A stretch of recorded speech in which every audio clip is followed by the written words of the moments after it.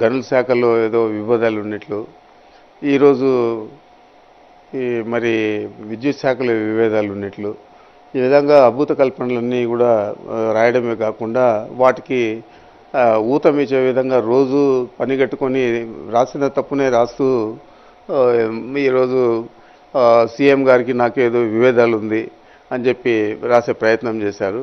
అలాంటి విభేదాలుంటే సీఎం గారు కానీ లేకపోతే నేను కానీ ఒక రకంగా చెప్పాలంటే అలాంటి పరిస్థితి ఉంటే మేము ఈ రాజకీయాలలో ఉండం. నేనుండను రాజకీయాలలో.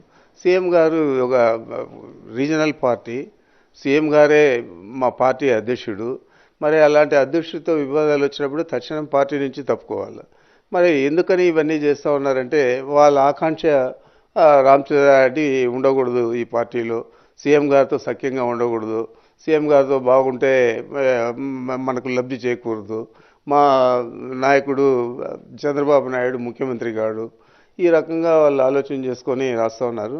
అసలు ఈరోజు రాసిన వార్త ఏదైతే పద్మా జనార్దన్ రెడ్డి గారిని తీసేయాలని చెప్పి నేను చెప్పినట్లు, దానికి నేనేదో కావాలంటే ఆయన్నే పెట్టుకోండి, మంత్రి పదవి ఆయనకి నేను చెప్పినట్లు, ఇవన్నీ కూడా రాయడం అనేది చాలా బాధాకరం, దురదృష్టకరం.